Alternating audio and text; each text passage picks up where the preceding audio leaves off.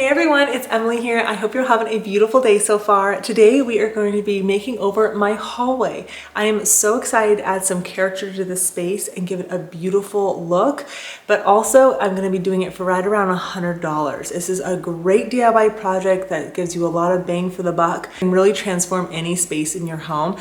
And I'm excited to start this in the hallway because it's something that I envisioned for the hallway ever since we walked through this house.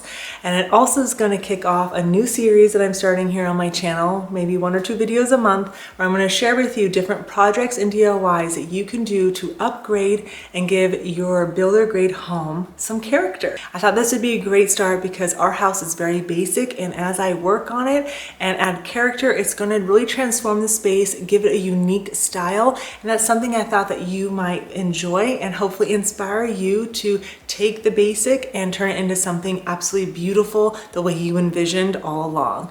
So if you're excited for this new series, give this video a thumbs up. Don't worry, you'll still be getting decorating hauls and organization, everything like that. The channel's not changing. It's just gonna be like its own playlist and refer back to, and hopefully inspire you to be able to transform your home in the style and look that you are wanting. Of course, I will have everything linked in the description box below that I'm using today, so just tap that more about next title and it'll bring up my LTK, Amazon store, all those good things will be in the description box, so in case you're needing something you can grab it. But yeah, let's go ahead and get started transforming the hallway. Here's the hallway we're going to be transforming. It's just a very basic hallway, but we're going to add some character to it, and we're going to do that by adding wall molding. Wall molding is a great, inexpensive way to add a lot of character to your home. There's different ways that you can do this. I've done quite a few here on my channel in the past, so I will refer to those in the description box below. But I'm going to be doing a beautiful traditional molding. I like a little bit more of a traditional modern look. And so I'm going to be doing box molding on the walls. And so I've kind of taped out where I want things to be, so that way I can get a visualization of what I want to do. So first step is figure out what type of wall molding you want to do. Second step would be take tape and tape out your design and see how it looks. And then step 3 is measuring everything. Space doesn't allow me to keep the same spacing on this side of the wall. So because of that, I'm gonna make this a giant square box, and then I can still put pictures here. Another way that you can transform and make over your hallway, if let's say you don't want to do wall treatment, is you could add beams to your ceiling down, all the way down. Figure out the spacing, add 3 or 4 depending on how long your space is. It's something I did in our last house and I love the way it looks, and I might add it in this house, but I have to figure out because I've got 3 different lines in this area that I'd have to make sure it correlates with. So that gets a little bit challenging. So I'm not doing beams right now, but I will leave that video link down below because it's simple, it's really affordable, and you can really customize the look to what you want. Other thing that you can do to upgrade your hallway or anywhere in your home is to change out the lighting. We have recessed lighting, which I do like, but if you want to really have your hallway pop, a flush mount light that hangs down a little bit, and that can really draw your eye down the hallway space. But we're not getting to that today. We're gonna stick to the wall treatment and we'll go from there. But I just want to give those ideas to you. If you're wanting to upgrade your home a little bit without spending too much, these are 3 different ways that you can do it. So like I said, first step is to find the wall molding that you would like. I picked this up at Lowe's. I really like the fatter edge on it. You can see it here. When you're making square or rectangle boxes, you're going to be using a 45-degree angle cut on these, and you can leave your saw in one position. You'll just flip the board over, or you can switch it back and forth. It's completely up to you, but you want the inner edges to come on the tighter side on the inside, and then you want your outside edges to be further away. So you're making basically like a V shape, if that makes sense. So keep that in mind. I put the fatter edge on the outer side because I thought that looked better, but again, it's personal preference when it comes to molding. Now you can use a level for this, suggest a longer and a shorter one for the smaller and longer walls. It works fine. You'll want to start by making those guided marks on your walls, so like your top and your bottom area, that way you know where to stop. And then you're just going to make that level, and you're going to use small 18 gauge nails for this. and I based mine off of how thick my molding was. So again, it's all depending on what type of molding you use. This is going to give me a little bit more traditional look for my house, which I like, but if you want a really modern, sleek look, then go with a very simple molding, very flat. They make square edge and rounded edge, so it's kind of just your preference. I did go ahead and paint these in the garage first. That way I wouldn't have so much painting on the inside. I would just have touch-ups, and I found that that worked really well. But again, it's all personal preference and what you feel like doing. So here is my laser level. I got this a few months ago and I really like it. It just goes on a tripod, or it can go really sit on anything and it will find level for you. They make fancier ones, but this one I found on Amazon. It was really affordable. And since I'm not going to hit a stud every time, I'm putting a little bit of Alex caulking on the back or on the wall just to help glue the trim on. It's not necessary, but I find that it helps just hold the molding on. And I wouldn't say you need it all the way down, all the way up and down the board, but again, it's personal preference. You can do that, but if you ever want to take it off, this minimizes how much drywall damage you'll have afterwards by using less. So keep that in mind. When you're doing your top and your bottom piece, you're going to measure from the outside, and that way it gives you your longest angles, and then you'll just make your 45-degree angle cuts from there. Okay, so I always, when I'm nailing this on, I always leave the top unnailed or the bottom edge. That way I can adjust it.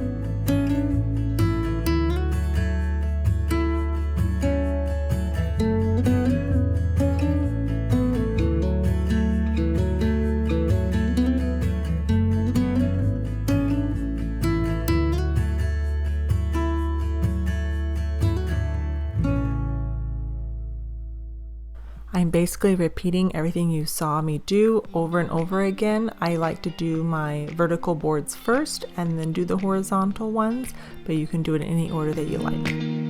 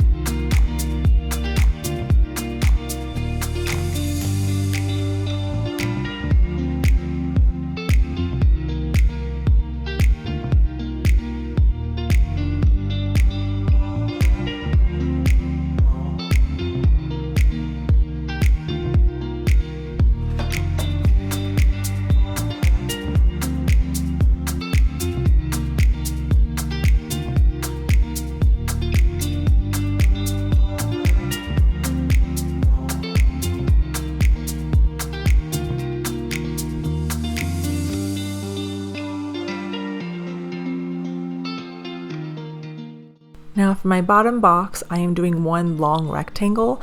You could do square boxes like you did up above to match, but it's really just personal preference and I like the look of this better. I did this at 31 inches.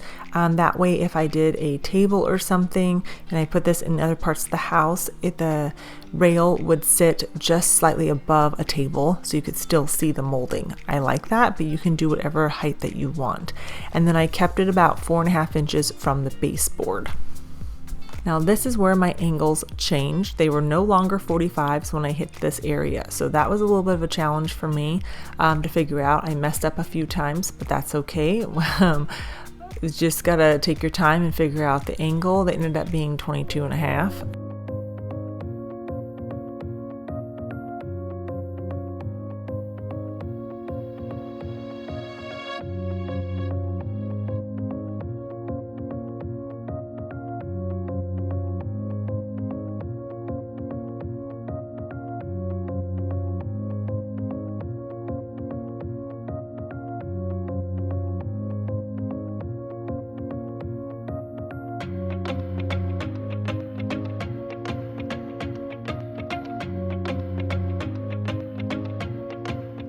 All right, this has been painstakingly slow and very, very frustrating.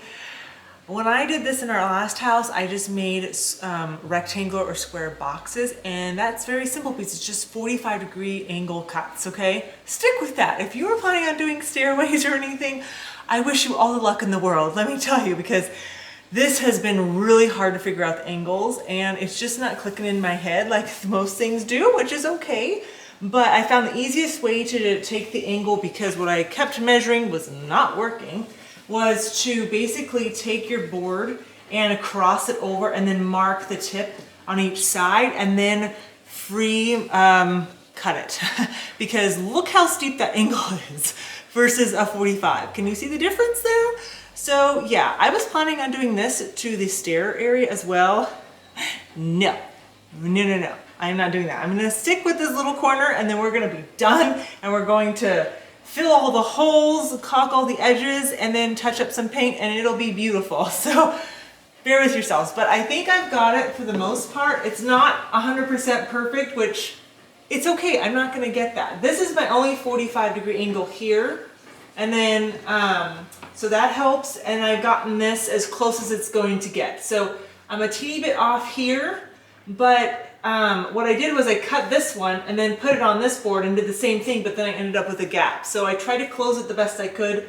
This one's really nice. This one isn't too bad. So just a little filler and we're good to go.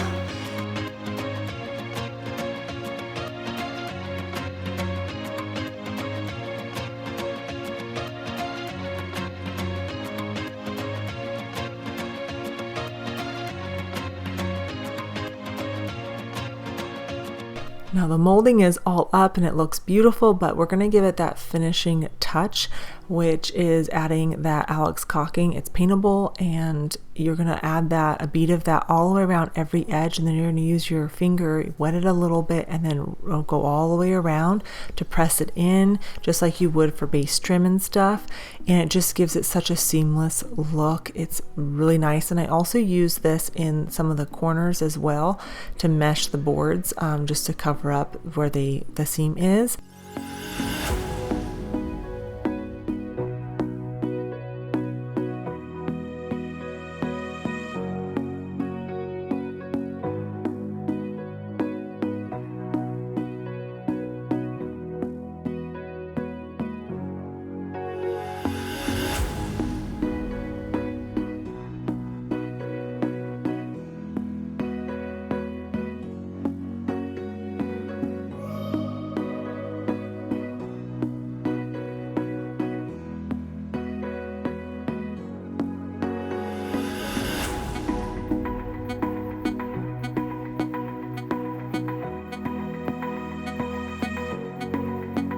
The next step in finishing it is filling all the nail holes and the corners. Now I decided to try this fill stick. It worked really well for most of them. There's a few like this where the nail splintered off and it worked okay. I ended up using some wood filler, or you could use spackle on it to fill in the corners. Just put it on and then use your finger to press it out, like the corners and stuff. And once that dries and it's been sanded down, if you're using like wood filler stuff, you have to sand that down, then you will paint the trim boards. Now, since I already painted these previously, I just touching up certain areas that I felt like needed it, and especially the corners, and it just makes it easier overall. Now, if you are doing your entire wall a color, I would suggest, if you can, spray it when you're done, but if you don't want to, roll it, put your molding on, and then finish painting your molding.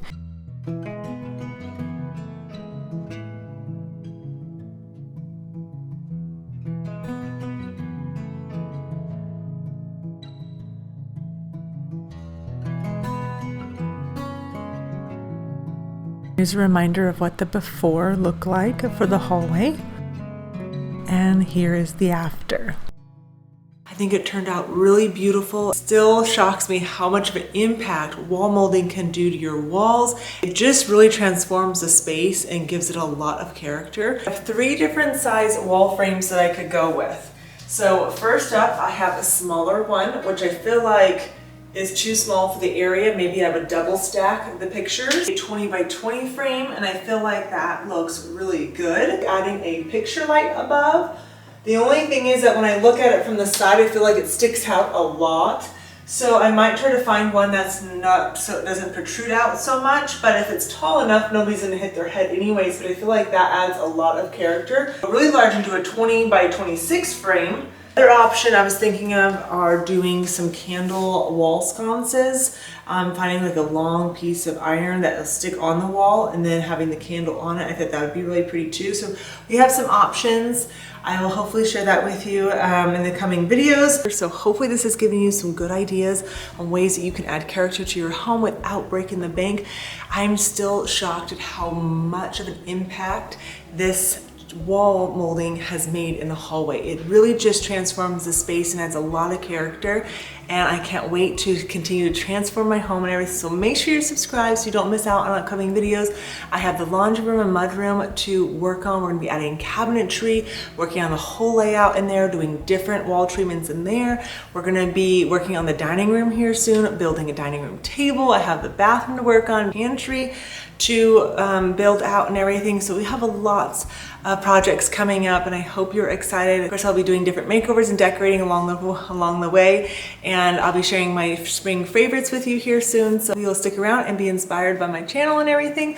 But yeah, I will have everything I can linked in the description box below for you. I hope you enjoyed today's video. Give it a thumbs up, share it with your friends, and I hope you have a beautiful rest of your day, and I'll see you in the next one.